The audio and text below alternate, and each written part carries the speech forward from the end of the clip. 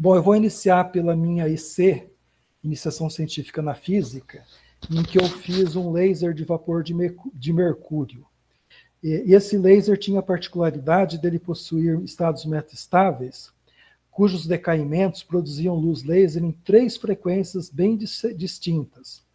A verde, na qual a gente tinha um ganho maior por metro, né? Seguido de um vermelho e também no azul. Então, esse laser era curioso por causa disso. Ele conseguia reproduzir as 3 cores básicas, RGB, Red, Green e Blue, né? Então, era um laser bastante interessante, por exemplo, para fazer construção de painéis, de projeção, etc. Pode parecer curioso que laser tem alguma coisa a ver com bilhar, mas ele tem. Deixa eu mudar aqui.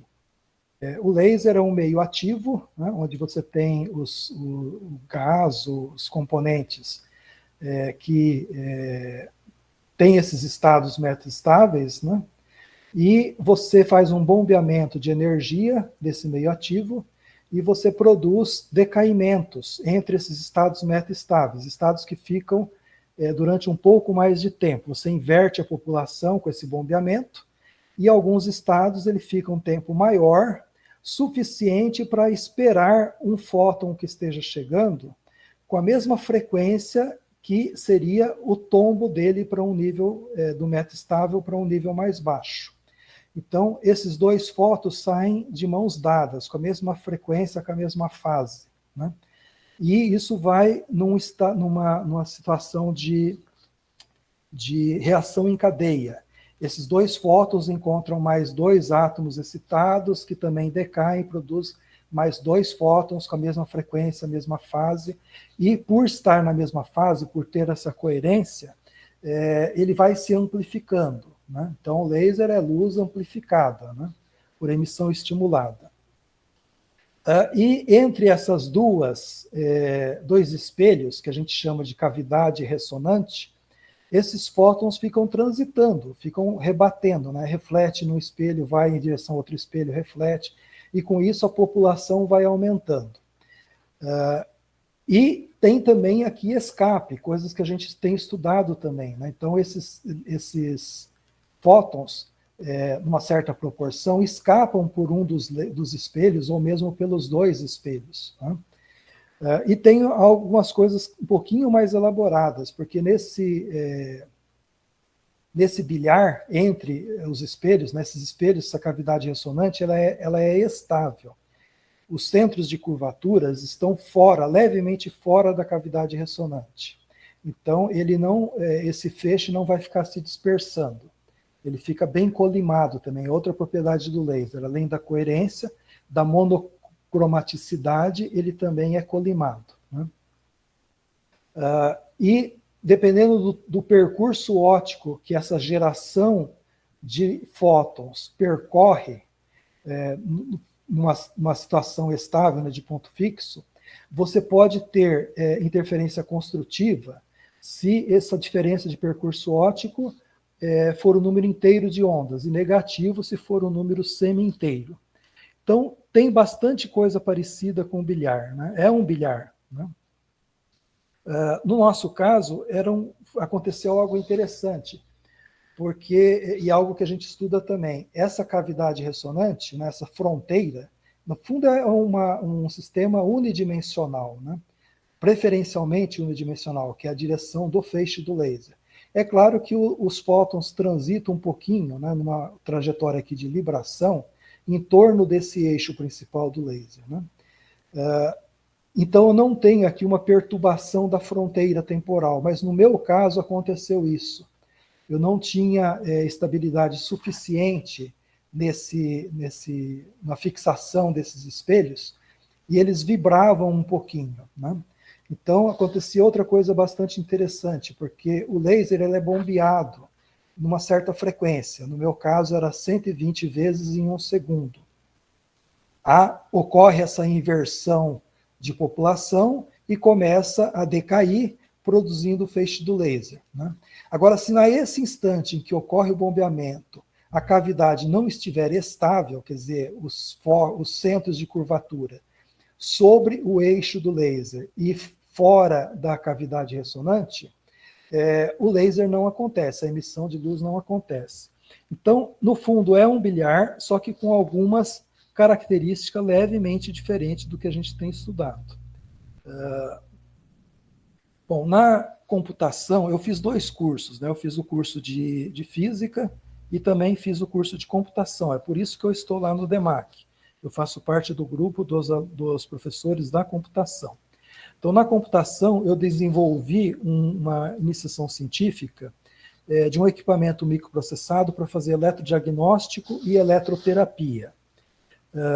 E para isso eu tive que estudar um pouco de eletrofisiologia. Então, o último seminário que teve, eu relembrei algumas coisas, e eu resolvi incluir isso também, né? Eu sei que vai tomar um pouquinho de tempo, mas é interessante. Então, na eletrofisiologia, eu estudei um pouco de física da membrana, transmissão de impulsos nessas células, né, nessas membranas de células neuronais e também células motoras, né, músculo, e tentei fazer um equipamento para eletrofisioterapia, né? Bom, o estudo de eletroterapia, né? Perdão, de eletrofisiologia, normalmente são feitos sobre neurônios de uma espécie de molusco, que é um neurônio gigante, é um neurônio tão grande que você consegue dissecar esse neurônio, você isola uma única fibra neuronal, né? E esses estudos pioneiros dessa membrana se dão nesse tipo de células, essas células gigantes. Então, você introduzia dentro da célula uma micropipeta que conduzia uma corrente para dentro da célula, alterando o potencial da membrana, né? Quando esse potencial é alterado acima de um potencial de disparo, ocorre uma perturbação que inicialmente é local, no lugar que você está injetando, mas ela se retroalimenta e se propaga por toda a extensão do neurônio, ou indo se conectar a outro neurônio através dos axônios, ou então se conectando a uma fibra muscular, e provoca, então, a contração do músculo, né? Esses eletrofisiologistas traçavam gráficos de estímulo, intensidade do estímulo de uma onda quadrada, de corrente que eles injetavam dentro da célula neuronal, até o momento, né, que ele produzia um disparo, quer dizer, que o potencial da célula se invertia e se propagava ao longo do neurônio. Então, eles faziam gráficos desse tipo, que está aparecendo aí na tela, onde você define uma réu base, que é uma intensidade de estímulo, que por mais tempo que você injete essa corrente, você não provoca um disparo, né? Então, ela nunca vai atingir a linha azul para uma intensidade abaixo aqui dessa linha verde.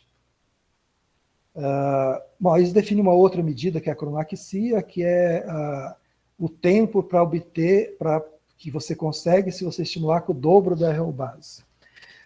Essa figura aqui é típica de uma única célula nervosa, né? E quando você vai para estudar algo parecido com isso, num conjunto já de células nervosas e células motoras, você precisa de um certo tempo, uma certa intensidade de estímulo contra um certo tempo de duração desse estímulo, para você obter uma contração mínima detectável, né? Você fica olhando para o músculo ou coloca algum sensor para fazer isso e você obtém um gráfico parecido. Então, se você está num grupo normal, você tem uma curva parecida com aquela do neurônio isolado, e se você tiver um grupo já lesado, quer dizer, com lesões do feixe nervoso que leva até aquele músculo, é uma curva parecida, só que mais elevada, mais projetada para frente também, né? E se você estimula esse grupo muscular, né, nervoso muscular, com uma onda triangular, né, de rampa, ao invés de uma onda quadrada, você obtém curvas desse tipo, né? Para um grupo normal, ele tem aqui uma rampa seguida depois de uma pequena réu base, aqui que eles chamam agora de acomodação. E para um músculo lesado, né, para um grupo muscular lesado, você tem uma curva também projetada para cima, um pouco mais para frente, mas você tem um ponto aqui de cruzamento. Esse tipo de configuração é importante porque quando você vai fazer você tem um músculo lesado e você precisa manter esse músculo em atividade para que ele não se atrofie. Ao fazer isso, o músculo normal, se você fizesse com onda retangular, o músculo normal reagiria antes do lesado. E você teria um fenômeno chamado de fadiga no músculo normal.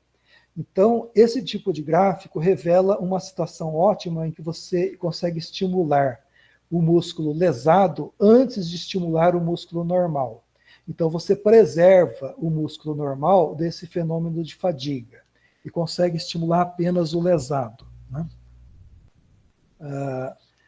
Agora, esses gráficos que obtive aqui por último, né, do grupo lesado e o não lesado, para uma onda de rampa, ele não consegue ter explicações muito boas para o caso de fibra única.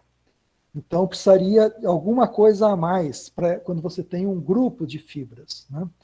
E era isso que eu estava tentando explicar para o colega no seminário passado, em que se eu simplesmente considerar que os potenciais de disparo não é um valor único, mas é um valor que admite uma dispersão, eu assumo aqui como sendo uma normal, né, em torno de uma média, e você considerar aqui agora que quando você coloca uma onda retangular ou triangular, essas múltiplas fibras com potenciais diferentes vão sendo mobilizadas, vão sendo ativadas em instantes diferentes, né? Então é como se você tivesse aqui uma frente, né, uma linha, que definisse uma área para trás, que é o número de células já ativadas, né? Quando esse número de células já ativadas alcançar um certo número, né, uma quantidade mínima, você deveria observar uma contração, né? E não é só essa frente que entra que vai contabilizando. Depois de um certo tempo, a contração também se extingue. Então, ela tem um tempo. Você estimula, o músculo se contrai e depois ele relaxa. A gente consegue uma contração persistente, na verdade, é por uma modulação em frequência. Você estimula o músculo com uma frequência alta e, na média, você consegue uma contração persistente. Você consegue uma contração mais forte com uma modulação em frequência, você estimula mais frequentemente o grupo muscular, ou uma contração mais fraca, estimulando menos frequentemente o grupo muscular. Então, com essa simples consideração de que o potencial de disparo obedece uma dispersão normal, e considerando, né, fazendo a simulação da integração lá dentro da membrana, daquela corrente sendo injetada, já assumindo que existe uma corrente também de fuga, né, no sentido contrário, então você observa que uma frente de contabilidade dessas fibras entrando dentro dessa curva normal. Depois de um certo tempo, essa contração cessa, então você observa uma outra curva entrando em seguida com uma distância que depende de quão rápido foi injetada a corrente, quer dizer, qual o valor da corrente que foi injetada, né? Quão rápido você injetou carga dentro dela, né? Mas não é só isso também. Depois de um certo tempo da fibra ter disparado, existe esse período chamado período refratário, em que a fibra não consegue mais ser estimulada. Mas depois de passar desse tempo, você pode estimular a fibra de novo, e ela volta a reagir. Então teria uma terceira frente que entraria aqui atrás, e uma quarta, e uma quinta, e assim por diante. Então, com essa simples consideração e fazendo as simulações, a gente conseguiu também reproduzir aqueles resultados por últimos que eu tinha apresentado para vocês. Tá?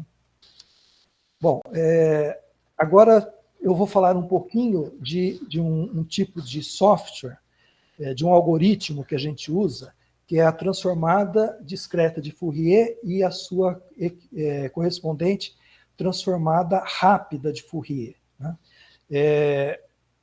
Essa transformada de Fourier é uma ferramenta muito, muito útil nas mais variadas áreas do conhecimento humano, desde economia, fisiologia, química, física, matemática, etc. Tá?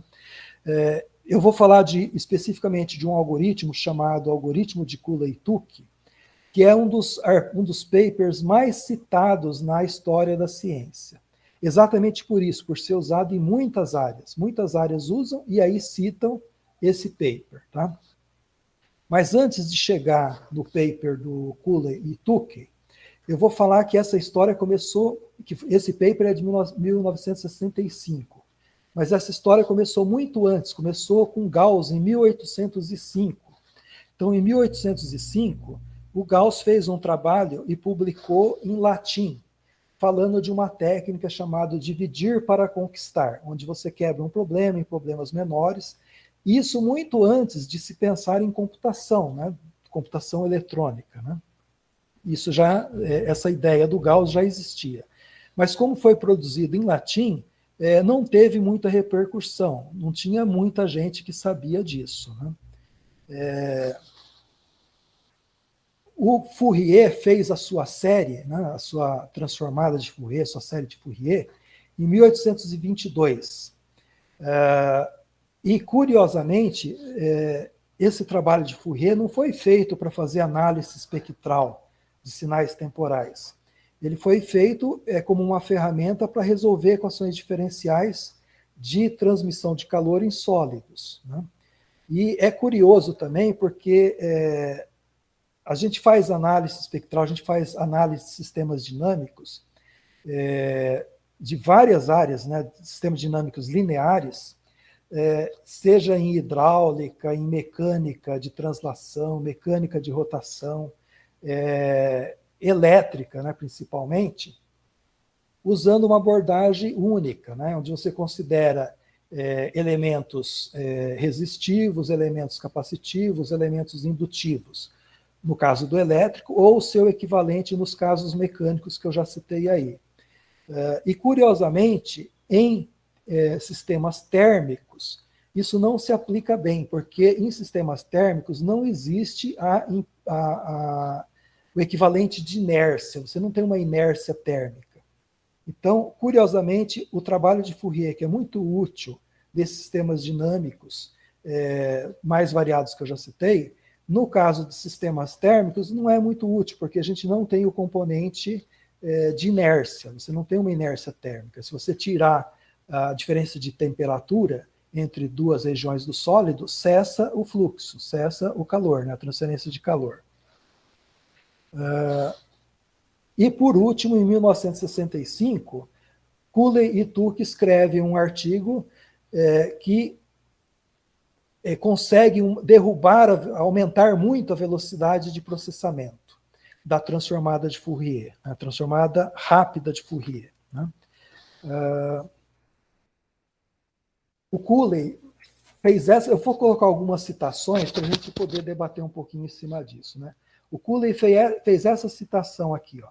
Parecia-me estranho que um programa tão simples e pequeno assumisse tal importância e não tivesse sido construído antes. Eu coloquei essa citação do Cooley porque quando eu apresentar o meu algoritmo, vocês vão ver que ele é muito simples também. Né? E eu faria a mesma coisa. Como é que ninguém fez isso antes? Né? Aí o Cooley ele teve rapidamente uma resposta para essa pergunta. Porque, na verdade, já tinha sido feito algumas coisas parecidas com o que o Cooley e o Tukey fizeram. Né?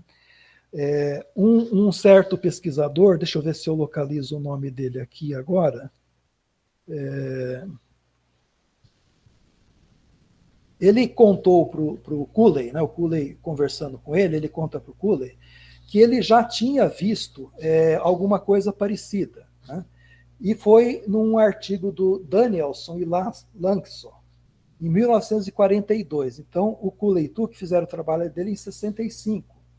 Mas esse trabalho aqui de 1942, portanto, aí, durante a guerra, né, já tinha sido publicado, fez algum sucesso, mas, na verdade, antes disso, já em 1903, o Runge tinha feito alguma coisa muito parecida com o que Cooley e Tukey fizeram, né?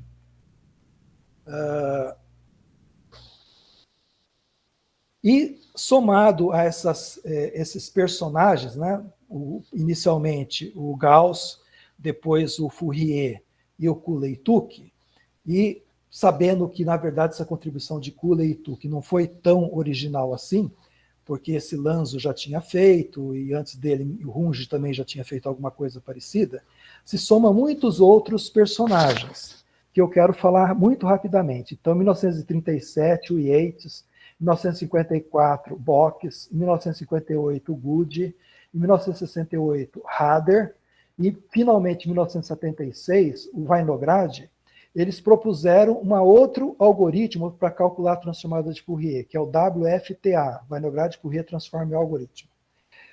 Esse algoritmo, diferente do algoritmo de Cooley-Tukey, ele consegue diminuir bastante o número de produtos. É claro que ele faz isso a custas de aumento do número de adições e subtração. Mas num contexto, numa situação histórica, em que os produtos eram feitos através de software, através de sucessivas somas dentro do computador, usando instruções de soma. Esse tipo de abordagem era muito vantajosa. Porém, com o avanço da computação, em que o produto começou a ser feito também em hardware, não através de somas sucessivas, através de software, essa diferença entre o tempo do produto e o tempo da adição praticamente foi reduzida a zero, né? Então, esse tipo de linha de algoritmos, né, que é os chamados algoritmos sem tweed factor, sem fatores de giro, caíram bastante em desuso. Mas antes disso, em 1977, o Kolba e o Parkes fizeram outro algoritmo, também na mesma linha, algoritmo sem tweed factor, que conseguia diminuir bastante o número de adições, né, com um pequeno aumento no número de produtos em relação ao WFTA, e se tornou um algoritmo até mais vantajoso. Mas depois, com o avanço da computação, tanto um como o outro, tanto o prime factor como o Vinograd, caíram em desuso. Então, o Cooley, agora na linha de algoritmos com tweed factor, Cooley e Tukey fizeram um artigo que, na verdade, não se restringe ao Radix 2. Mas como isso foi usado como exemplo, todo mundo tem essa impressão, que o Cooley-Tukey, o algoritmo de Cooley-Tukey é o Radix 2. Mas vai além do Radix 2.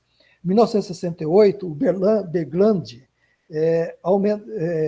fez um novo algoritmo chamado Radix 8, né, que tinha algumas vantagens em relação ao Radix 2. Depois, Singleton, em 1969, com o algoritmo Mixed Radix, e em 1976 e em 1978, Hader, Brenner, Cho e Temis construíram o algoritmo chamado Real Factor, né? Então, foi um desenvolvimento lento e culminou, ao final, com esse algoritmo em 1984, que começou, na verdade, em 1968, com Yavenes. E em 1984, 4 grupos diferentes, com abordagens levemente diferentes, chegaram a um algoritmo muito parecido. Esse do Duhamel e Human recebeu o nome de Split Radix, né? Então, o Split Radix tem uma estrutura um pouco mais complexa que o Radix 2 e consegue um desempenho melhor do que o Radix 2, né? O Radix 2, comparado com o DFT, que é a implementação direta da transformada discreta de Fourier, a transformada discreta de Fourier tem um algoritmo com complexidade n². E o Radix 2 tem uma complexidade n vezes log de 2, log de n na base 2, né? Isso para um n de 1024, né, que é um tamanho razoável de uma amostra de um sinal temporal, apresenta um speedup de 10.000%. Então, o aumento de velocidade é 100 vezes, 10.000%. Tá? Aí reside a grande importância desse algoritmo. Quer dizer, muita gente que não fazia transformada de Fourier, que não tinha recurso computacional para isso, passou a fazer, porque agora você faz com uma velocidade 10.000 vezes maior, né? Bom, depois do Radix 2, de 65, demorou quase 20 anos para aparecer o Split Radix, que foi em 84. E o speedup do Split Radix em relação ao Radix 2 foi apenas de 20%. Mas só que esse apenas é muito relativo, porque 20% de aumento de velocidade é bastante significativo.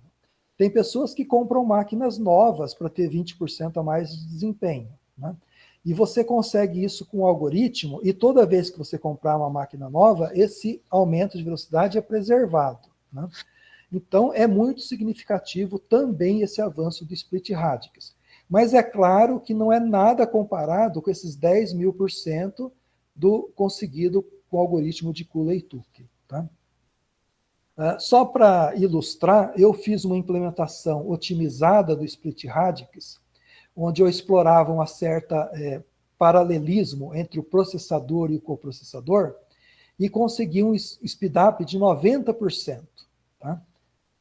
Bom, mas feita a propaganda, agora eu vou render tributos. São vários personagens que eu apresentei, né? Mas de todos esses personagens, um dos mais importantes é esse tal de Garvin. Tá? O Garvin fez essa declaração: ó, concluí que deveria fazer mais do que usá-lo para resolver meus próprios problemas. Era necessário torná-lo na prática disponível a todos. Como é que surgiu esse Garvin na parada, né? Ele usava já a transformada discreta de Fourier. E uma conversa com o Tukey, que era o Garvin era físico, tá? Numa conversa com o Tukey, que era um matemático, ele perguntou para o Tukey se ele conhecia alguma coisa sobre transformada discreta de Fourier que pudesse ser útil para se fazer um algoritmo mais rápido. Aí conta a lenda que o Tukey pegou aí um papel de pão, né, um papel de rascunho, e rapidamente rascunhou algumas propriedades da transformada discreta de Fourier que ele via que podia ser útil para se fazer um algoritmo mais rápido. Só que o Tukey não era programador. Então o Garvin pegou esse rascunho, né, e levou para o Tukey, que era um funcionário da IBM, com o qual ele tinha contato também, porque o Garvin era uma pessoa de muitos contatos, né? Transitava em muitas áreas, fazia trabalho com muita gente diferente, de áreas diferentes. Então ele levou para o Cooley, se o Cooley poderia fazer um algoritmo com aquelas ideias do Tukey, tá? O Cooley fez esse programa assim nas horas vagas. Ele era funcionário da IBM, estava soterrado de trabalho, mas em casa, nas horas vagas, ele foi rascunhando, foi fazendo e fez o algoritmo. É um algoritmo muito pequeno, muito simples, né? E devolveu lá para o Garvin começou a usar. Então, essa frase vem nesse contexto. Ele percebeu que ele não devia usar só para ele. Ele deveria colocar isso disponível para todo mundo. Tá? Então, eu não quero, de forma alguma, tentar me equiparar ao Garvin, mas eu me inspiro nele. Eu acho que alguns avanços que eu e o Edson, o Diogo e agora também o Matheus conseguimos nos nossos trabalhos, poderia ser útil para muita gente, principalmente aqui para o nosso grupo, pelo menos para o nosso grupo, né? Então, essa apresentação vem um pouco nisso, né? Eu fiz rendi tributos a esse Garvin na minha dissertação de mestrado e agora estou repetindo isso, né? Se o Garvin não tivesse, a partir desse momento que ele tinha o algoritmo, começado a fazer uma divulgação desse algoritmo em todos os lugares que ele fazia palestra, nas mais variadas áreas, né? Essa coisa do algoritmo de transformada rápida de Fourier não tinha vingado, mesmo porque essas ideias já estavam presentes desde lá de Gauss. Tinha sido repetida por Runge em 1903, e antes da guerra, né? Ficou esquecido durante a guerra, e depois também esquecido depois da guerra, assim como o trabalho do Danielson e Lanzo também ficou bastante esquecido. E se o Garvin não tivesse divulgado, esse algoritmo de Cooley-Tukey, na verdade, nem seria publicado, porque essa publicação conjunta do Cooley e do Tukey, que não eram parceiros de publicação, nunca se conheceram de fato, só aconteceu porque o Garvey divulgou esse trabalho com tanta presença que as pessoas, né, os pesquisadores, começaram a entrar em contato com o Tukey, perguntando sobre esse programa. Mesmo recebendo cópia desse programa, as pessoas queriam saber como é que funcionava. Aí o Tukey mandava para o Tukey, o Cooley mandava para o Tukey. Aí o Tukey respondia para esses pesquisadores. E a coisa foi tomando uma proporção tal que os dois juntos decidiram o seguinte: ó, vamos publicar isso, porque senão a gente não vai ter sossego. Está enchendo o saco o tempo todo a gente ter que informar o que é esse programa, como é que ele é, dar cópias, etc. Então, essa publicação conjunta do Cooley e do Tukey, que nem se conheciam, né, a princípio, foi para tentar aplacar um pouco essa ânsia dos pesquisadores por conhecer mais esse algoritmo. Tá? Então, se tem uma pessoa realmente responsável por essa revolução nessa linha de algoritmos, é esse Garvey. Tá? Então, eu me inspiro nele e quero colocar um pouco dos nossos resultados à disposição de mais pessoas.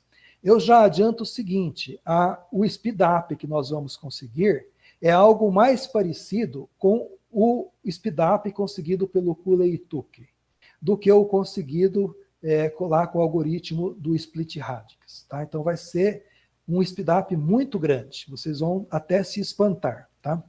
Bom, o sistema que a gente vai fazer, o nosso bilhar, é esse bilhar ovoide, de 2 lóbulos. Aí vocês vão perguntar, mas aqui não tem 2 lóbulos. Na verdade, não tem nenhum lóbulo. Né? É que, na verdade, aqui eu estou representando apenas o primeiro quadrante do meu bilhar. Tá? Então, existe uma figura rebatida em relação a esta para a esquerda e depois as duas juntas rebatidas para baixo. É um formato de violão. Tá? Esse aqui é o nosso bilhar que a gente vai fazer. Então, é um bilhar que tem esta expressão, a sua fronteira, né? Então, em coordenadas polares, R igual a 1 mais epsilon, que nesse caso que eu mostrei aqui atrás é meio, vezes cosseno de 2 vezes o θ, né? Que é esse ângulo aqui que determina os pontos da fronteira. Então, é da fronteira até a origem. O ângulo que ele forma com a horizontal é esse θ. Então, essa é uma equação em coordenadas polares. Se eu pegar agora uma trajetória de uma partícula entre 2 choques com a fronteira, ele é uma reta. Né? Então, não tem potencial aí, nenhum campo de potencial. Então, uma reta com velocidade constante. É isso que vai ser a trajetória da partícula. E a descrição dessa trajetória em coordenadas retangulares é simples também. Y igual a y0 mais x menos x0, tangente de μ. Aonde x0 e y0 é o ponto da onde sai a trajetória, determinada ali por aquele θ, e μ é a soma do alfa, que é o ângulo entre a trajetória e a tangente à fronteira no ponto de onde ele está saindo, mais o φ, que é o ângulo da tangente. Então, é o ângulo que a trajetória faz com a horizontal. Né? Então, dá essa equação simples em coordenadas retangulares. Bom, para fazer o encontro dessa reta com a fronteira, o que normalmente nós aqui do grupo estamos fazendo é usar a técnica da dinâmica molecular. Então, você vai incrementando o tempo e acompanhando a trajetória da partícula e sempre confrontando se essa partícula está aquém ou além da fronteira. Se ele estiver aquém, eu vou incrementando de novo o tempo até que a trajetória da partícula fique além da fronteira. Nesse último passo que ele passou do aquém para o além, nesse intervalo tem o ponto de impacto da partícula de novo com a fronteira. E é isso que é impossível de determinar analiticamente, já que dá um sistema de equações transcendentais, né? Lembra que aparece lá um cosseno na fórmula da fronteira, tá?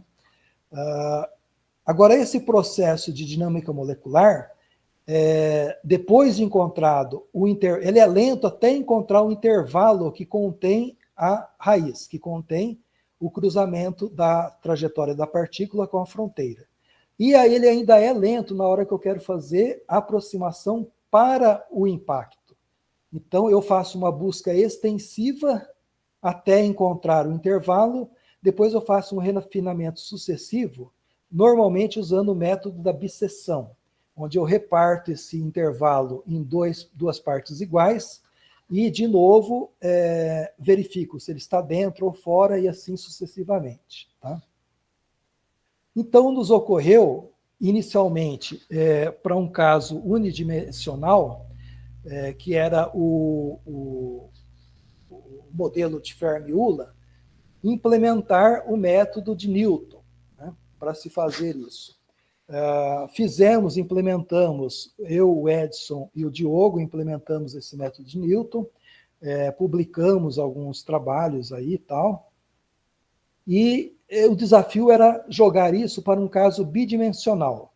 E depois, futuramente, a gente vai tentar também abordar um caso bidimensional com perturbação temporal da fronteira. Tá?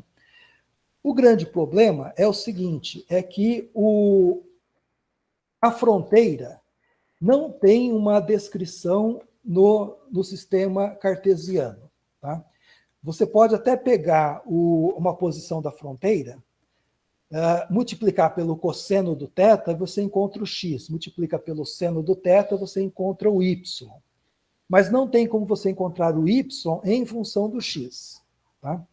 Se eu tivesse o y em função do x, e tendo a trajetória da partícula também o y em função do x, eu poderia fazer uma métrica, por exemplo, a subtração dos dois y's da fronteira e da trajetória, e usar nesta função o método de Newton. O método de Newton é um método para encontrar zero de funções. Tá? Mas eu não tenho essa possibilidade, porque a fronteira não pode ser descrita no sistema cartesiano. Bom, e se eu tentar, então, pegar a trajetória da partícula e escrever no sistema polar? Tá? Complicado também, porque o R da partícula, em função do θ, ele tem um valor mínimo para o θ igual a arctangente de -1 sobre a tangente do μ. μ é o ângulo que ela faz, que a trajetória faz com a horizontal. Tá? Então tem um ponto de mínimo. E o que é pior, ele diverge quando θ é igual ao μ e diverge quando θ é igual a -π mais μ. Então há uma divergência desse R para esses θs aqui, μ e -π mais μ. Tá? E não é só o R que diverge. O R', quer dizer, a derivada do R, né, também, em relação a θ, também diverge. Então, eu estou tentando aqui arrumar uma maneira de aplicar o método de Newton para esse espaço Rθ. Tá? E tenho essa dificuldade, porque o método de Newton se baseia em fazer aproximações de primeira ordem desta métrica, quer dizer, calcular a derivada desta métrica, dessa função. E eu tenho pontos onde não existe a derivada, né? O R' diverge, à esquerda tem um valor menos infinito, à direita um valor mais infinito, e não é definido para o para o θ igual a μ, e para o θ igual a -π mais μ. Então, na verdade, o método de Newton não se aplica, ou seria de muito difícil aplicação. E é exatamente isso que a gente teve um pouco de dificuldade em explicar para os referis no nosso artigo. Então, nosso artigo foi recusado em uma oportunidade por conta disso. O referi achou que era uma mera aplicação do método de Newton. Eu vou tentar mostrar agora para vocês que não é simplesmente isso, não é uma mera aplicação do método de Newton. É um método parecido com o método de Newton, inspirado no método de Newton, mas é diferente dele. O que eu faço são aproximações de primeira ordem da fronteira, e depois o encontro dessa fronteira com a reta da trajetória. No método de Newton, eu faço aproximações de primeira ordem da fronteira, da função, obtendo uma reta, depois o encontro dessa reta com a reta y igual a zero. E daí sucessivas aproximações. Então, para essa nova solução do encontro da reta tangente, a função, com a reta y igual a zero, me determina uma solução, e isso é a semente para a nova aproximação. Então, nesse ponto novo, eu faço uma nova cálculo da tangente, e assim, assim em diante.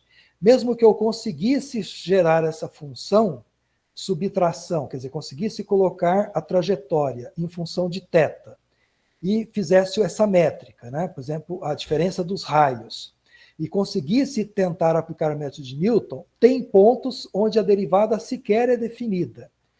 E na vizinhança desse ponto, eu tenho derivadas muito grandes, divergentes, para infinito.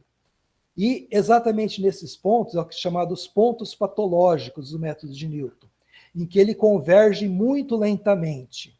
Outro ponto patológico é quando a derivada é zero, em que a semente pode ir para além da região onde eu estou procurando a raiz, né? Então, esses dois casos, derivada zero e derivada muito grande, são casos patológicos para o método de Newton.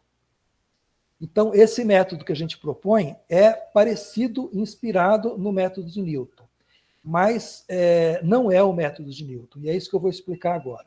A ideia é bastante simples. O que eu vou fazer é o seguinte: eu tenho aqui a trajetória em verde e quero encontrar esse ponto aqui, o cruzamento do verde com a curva preta, tá? Então, eu partindo aqui de uma aproximação, que é o ponto onde essa linha amarela tangencia a preta, tá? Então, essa aqui é a minha semente, minha aproximação. Eu traço uma derivada, né? Uma curva, uma aproximação de primeira ordem. Então, eu encontro a derivada, uso esse ponto, então uma reta que passa por esse ponto e tem a inclinação do arco tangente da derivada. E eu obtenho, então, o cruzamento dessa linha amarela com a linha verde, este ponto aqui. Indo desse ponto até a origem, eu determino um ângulo θ. E com esse ângulo θ, eu determino um novo ponto sobre a trajetória. Lembra que a trajetória é função de θ. O raio da trajetória, não, da fronteira, é função de θ.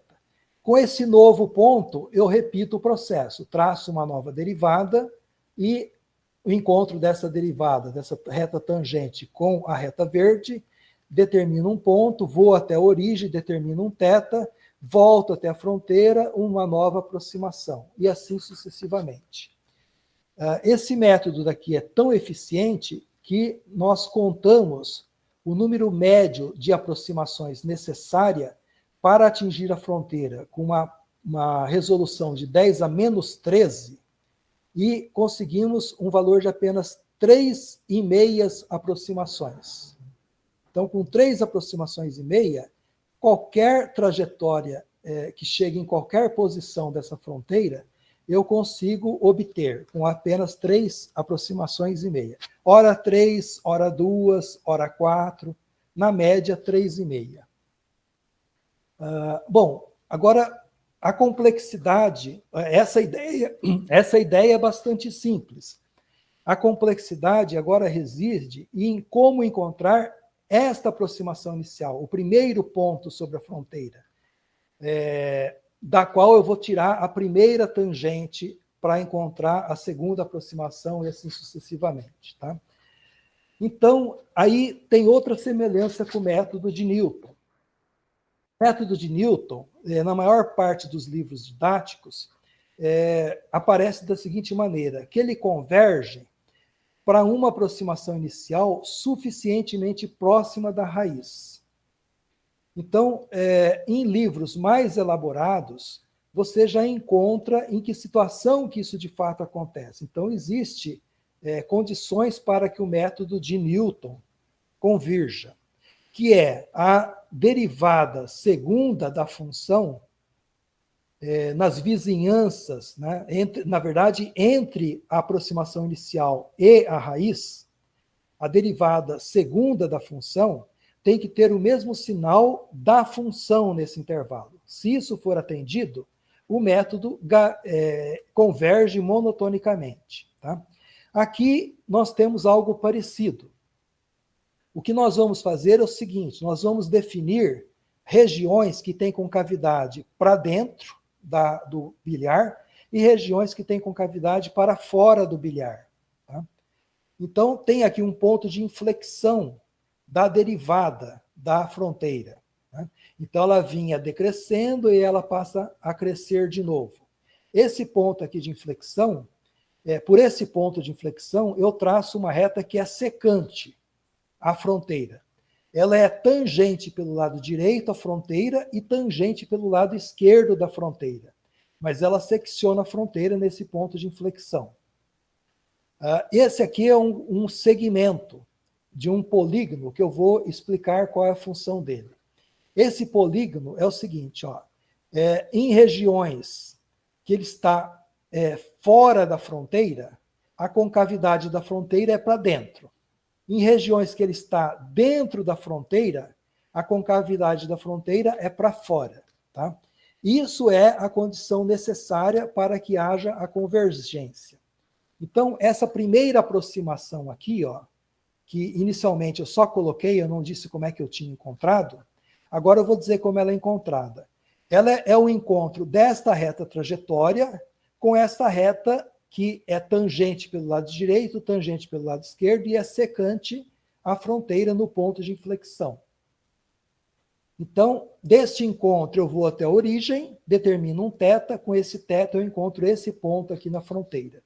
E a partir desse ponto da fronteira é que eu começo o meu processo de refinamento das raízes. E aí ele converge para a raiz, ele converge para esse encontro da reta verde com a curva preta. Tá?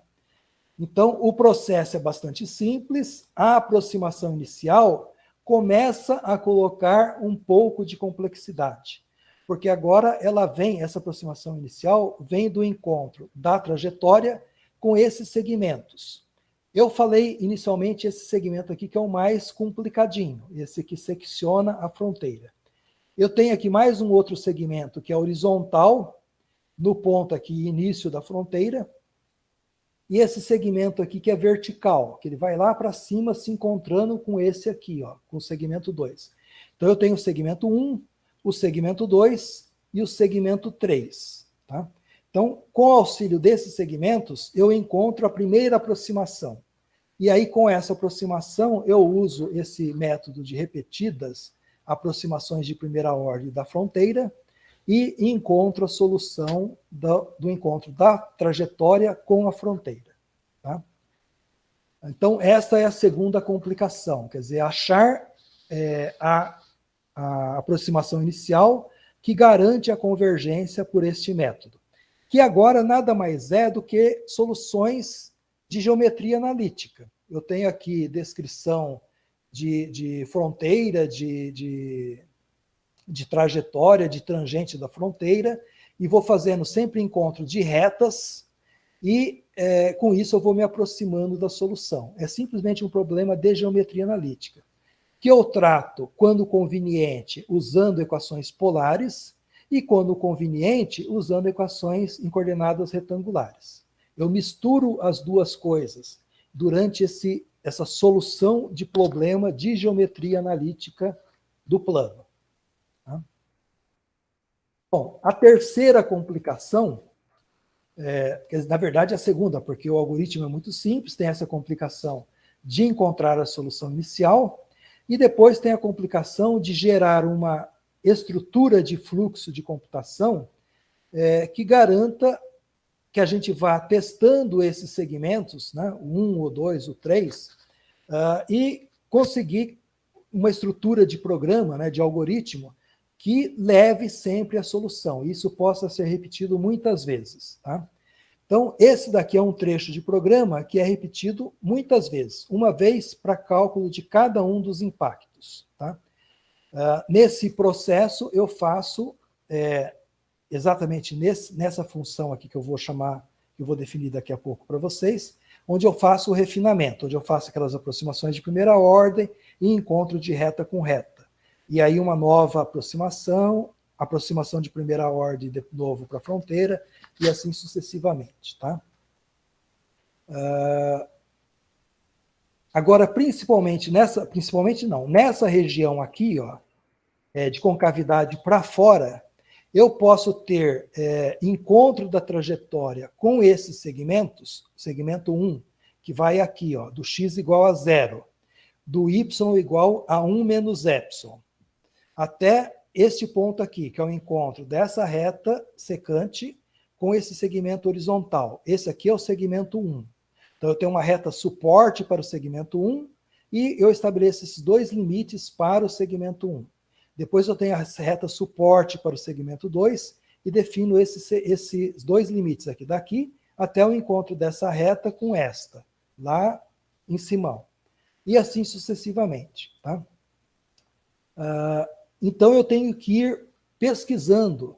Se eu tenho cruzamento com esse segmento, pode acontecer de eu ter cruzamento com a fronteira, mas nessa região de concavidade para fora, pode acontecer que eu não tenha cruzamento. Nas regiões com concavidade para dentro, o método sempre converge. Mas nas concavidades para fora, o método, na verdade, não é que o método não converge. Pode não existir o cruzamento da trajetória com a fronteira. E se não existe o cruzamento, é claro que o método não converge, tá? Então, eu preciso bolar uma estrutura de fluxo de computação para dar conta dessa complexidade, de que hora pode convergir, hora não pode convergir. Então, existe uma sequência que eu devo pesquisar esses segmentos. E como ele pode não convergir, eu crio primeiro aqui uma variável chamada NC, que é não convergiu, e faço ela inicialmente igual a true, verdadeiro. Tá? Aqui eu vou passar muito rápido, mas vai dar para entender. Então, primeira coisa que eu vou fazer, ó, testar contra o segmento 1. E eu criei uma função chamada intercepto, que verifica se há um intercepto da trajetória da partícula com o segmento 1, que foi aquele que eu acabei de descrever, aquele horizontal partindo lá do lado esquerdo, lá no alto, 1 menos epsilon. Tá? Então, isso é simples, é só eu fazer o encontro da reta trajetória com a reta horizontal, onde o y é igual a 1 menos epsilon, e encontro esse cruzamento e checo isso contra os dois limites, que é x0 igual a 0, e depois o x igual a 0 e o x igual àquele encontro da reta horizontal com a reta inclinada, que passa lá pelo ponto de inflexão. Tá? Bom, eu me esqueci de dizer, mas o ponto de inflexão eu encontro por um método de bisseção, porque isso é feito uma única vez para cada bilhar que eu vou considerar. Depois que eu definir o bilhar, eu vou fazer bilhões, trilhões de choques. Mas eu não preciso ficar encontrando esse ponto de inflexão, porque ele é característico do bilhar. Então, eu não preciso ficar modificando isso toda hora. Tá? Então, essa função intercepto é tão simples que eu nem vou falar sobre ela, e ela simplesmente encontra o ponto de intercepto com o segmento 1. Se houver intercepto, essa função retorna verdadeira. E em x e em y, eu tenho o ponto onde houve esse intercepto.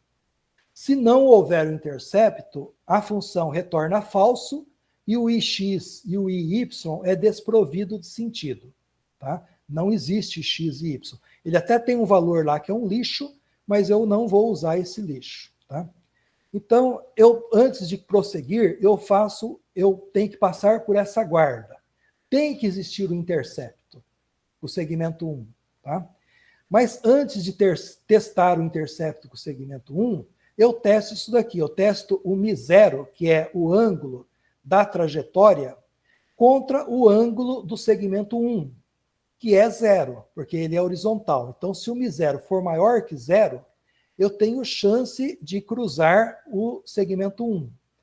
Se ele for menor que 0, mesmo que ele cruze o segmento 1, ele não vai cruzar com a fronteira do bilhar, tá? Do bilhar original, não daquele bilhar reduzido ao primeiro quadrante. Então, em linguagem C, que é a linguagem que foi usada, já são 18 horas, mas só faltam mais 2 transparências e eu termino. Tá? Então, se o μ0 for maior que 0, eu tenho chance de cruzar a fronteira. Então, deixa eu voltar para cá. Ó. Eu preciso ter um μ0, uma inclinação maior que 0, para eu ter chance de cruzar a fronteira. Se o μ0 for negativo, por exemplo, indo de cima aqui para baixo, ó, eu posso não cruzar a fronteira. Tá? Eu cruzo o segmento 1, mas isso não é condição para eu cruzar a fronteira. Tá? Então, o primeiro teste é esse. O μ0 maior que 0, maior que o μ1, né, que é o μ do segmento 1. Depois eu posso substituir isso aqui por 0, ele fica mais rápido ainda. Tá? Bom, depois eu faço esse teste. Se o μ0 for maior ou igual ao μ2, se isso acontecer, eu sigo em frente e vou tentar fazer uma... Aí eu tenho certeza que há uma convergência, tá, para o resultado. Agora, se o μ0 não for maior que o μ2, pode acontecer de não ter uma convergência. Tá? Então, deixa eu voltar para cá. Ó. Então, se eu tiver... μ2 é o ângulo, esse ângulo aqui, ó, da horizontal com o segmento que passa lá pelo ponto de inflexão. Então, se o ângulo for maior do que μ2 e cruzar o segmento 2, com certeza ele vai convergir. Agora, se o μ0 for menor, por exemplo, se ele for daqui, ó, dessa posição do cursor para cá, ó, ele é menor do que o μ2. Então, isso pode cruzar a fronteira ou não cruzar a fronteira. Tá? Então, esse é um segundo teste, mas já protegido pelo primeiro.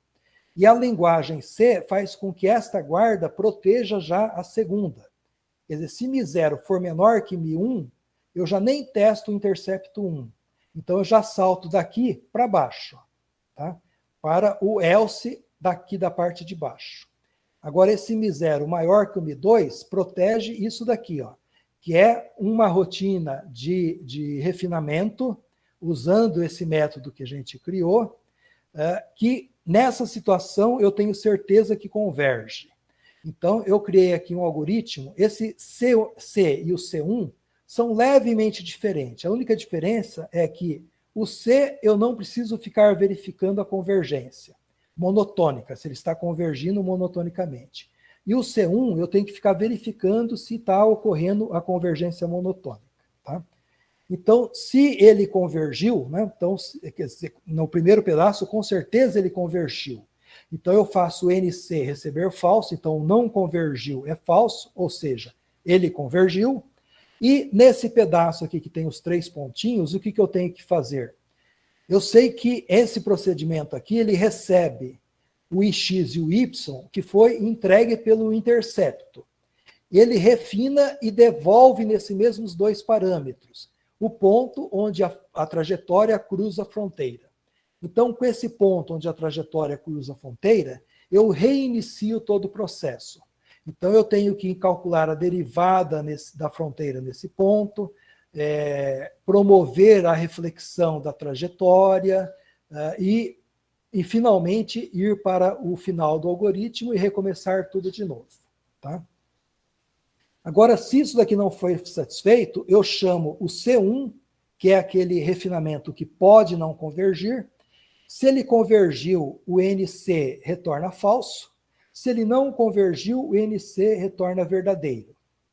E se ele convergiu, então se NC é falso, eu faço aqui os 3 pontinhos, que é a mesma coisa que eu fiz lá em cima.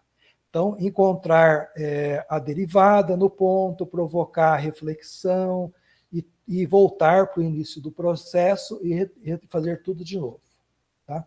Então, esse pedaço nessa tela é só para o segmento 1. Então, se falhou esse primeiro teste, ou pela primeira parte ou pela segunda parte, lembrando que em C a segunda parte só é calculada se a primeira passou, né? já que eu tenho conectivo aqui E, eu vou para essa segunda parte, que é o else daquela primeira guarda.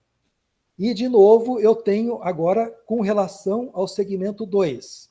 Então, se o Mi0 for maior que o Mi2, ou então o Mi0 menor que o Mi2 menos π, isso daqui já protege a segunda parte dessa guarda, que é se o intercepto 2 for válido, quer dizer, se a trajetória interceptar o segmento 2. Mas nota que eu só testo isso se o Mi0 for maior do que o Mi2 ou se o Mi0 for menor que Mi2 menos π. Então, se isso tudo aconteceu, eu vou verificar se esse x for maior ou igual ao x de inflexão. Então, se ele está nessa região aqui do segmento 2, de concavidade para dentro. Então, se isso acontecer, eu vou chamar, eu tenho certeza que ele converge, eu chamo esse procedimento aqui de refinamento, que com certeza converge. Ao final dele eu faço NC receber falso, já que ele convergiu, e tendo já esse ponto de encontro da trajetória com a fronteira, eu vou lá, calculo a derivada na fronteira, promovo a reflexão na fronteira e começo de novo o processo. Agora, se isso daqui falhou, quer dizer, se ele ele convergiu, mas não no intervalo de concavidade para fora, e sim de concavidade para dentro, perdão, e sim no intervalo de concavidade para fora, pode acontecer que não tenha raiz. E aí, é claro que ele não vai convergir. Então, eu chamo o procedimento C1 e fico verificando a convergência monotônica. Se ela falhou, eu retorno NC verdadeiro. E aí, o IX e o IY não tem sentido. Se ela chegou ao final e encontrou o X e o Y, eu retorno NC falso, e aí eu entro nesse pedaço onde tem os 3 pontinhos, e aí eu encontro a derivada da fronteira, promovo a reflexão e tudo mais, e sigo em frente. E o último trecho é onde eu testo o segmento 3, que é aquele vertical, ainda onde a fronteira tem concavidade para dentro. Então, da mesma maneira, só vai acontecer se o valor absoluto do Mi0 for menor do que π sobre 2, ou seja, a trajetória está indo da esquerda para a direita. Então, se ela estiver indo da esquerda para a direita, pode haver intercepto com 3. Se isso daqui não for verdadeiro, eu nem testo o intercepto com 3. Então, esse pedaço aqui protege este pedaço aqui da guarda. Então, só testo isso, falhou, eu já saio. Eu nem testo a segunda parte. Tá? Agora, se ele passar pelas duas partes, aí eu tenho certeza que converge e eu chamo o refinamento C, que certamente vai retornar X e Y, o encontro da trajetória com a fronteira, o NC recebe falso, e nesses 3 pontinhos aqui eu encontro a derivada nesse X e Y, promovo a reflexão e volto e repito tudo de novo. Agora, se não houve intercepto com o segmento 3, eu vou testar contra o 4. O 4 é aquele de baixo, que é o y igual a 0. É claro que no intervalo de x igual a 0 até x igual a 1 mais epsilon. Só que antes de testar esse intercepto 4, que é um procedimento um pouquinho mais demorado, eu vou fazer esses testes aqui. Ó. Se o Mi0 for menor que 0, quer dizer, ele estiver indo para baixo, ou o Mi0 for maior do que menos π, também indo para baixo. Nessa situação, eu tenho chance de haver intercepto com 4. Se ele estiver indo para cima, ou na horizontal, eu não tenho chance de ter intercepto com o segmento 4, que é o horizontal. Então, eu já saio fora, e se teve intercepto com 4, eu rodo aqui os 3 pontinhos, que nada mais é do que encontrar a derivada nesse ponto x e y, promover a reflexão e recomeçar tudo de novo. E, por fim, o intercepto 5, que eu nem preciso fazer teste, porque se ele não teve com 1, não teve com 2, não teve com 3, não teve com 4, e ele está saindo de dentro do bilhar, com certeza ele tem um intercepto com 5. Então, não preciso fazer teste nenhum, eu chamo esse procedimento intercepto 5 para ele retornar esses dois valores, que já é o ponto do intercepto da trajetória com o segmento 5, e ali eu promovo, não preciso calcular a derivada, porque eu já sei qual que é a derivada do segmento 5, né? E ali eu promovo a reflexão, né? Com o segmento 5, que é aquele segmento vertical. E com isso termina o meu algoritmo. Tá? Então, é uma ideia bastante simples, onde eu resolvo problemas de geometria analítica, usando aproximação de primeira ordem da fronteira do meu bilhar. Tem uma complicação que é, para garantir a convergência monotônica, eu tenho que ter uma boa aproximação inicial, e o critério para ter essa boa aproximação inicial é o encontro dessa trajetória com esses segmentos, que tem essa característica. Ela está sempre por fora da fronteira, quando a fronteira tem concavidade para dentro do bilhar, e sempre para dentro da fronteira, quando a fronteira tem concavidade para fora do bilhar. E, por último, essas complexidades que aumentam o desempenho do algoritmo, em que eu fico acompanhando se a trajetória está vindo de cima para baixo, de baixo para cima, da esquerda para a direita, da direita para a esquerda, e isso protegendo a própria chamada da função intercepto, que aí sim é um probleminha também de geometria analítica, de encontro de duas retas, então tem lá que fazer umas somas, umas subtrações, umas divisões, e que já, por essa complexidade, merece ser protegida por esse teste inicial. E com essa estrutura, a gente consegue resolver o problema. Tá? Bom, vamos aos speedups. O problema, esse bilhar tem concavidade para fora quando o meu epsilon é maior do que 0,2. Para epsilon menores do que 0,2, não tem ponto de inflexão daquela derivada da fronteira. E aí o algoritmo fica mais simples ainda, porque aí eu só tenho dois segmentos. Um horizontal, começando em x igual a 0, y igual a 1 menos epsilon, e um vertical, começando em x igual a 1 mais epsilon, y igual a 0. Então, esse algoritmo fica muito mais simples, eu não falei sobre ele, mas é quase que a mesma coisa, só que as aproximações sucessivas sempre convergem, e esses dois segmentos sempre estão fora, porque a concavidade é sempre para dentro. E eu tenho, nessa situação, speedups da ordem de 10.300%, é até superior ao speedup do algoritmo de Cooley-Turk.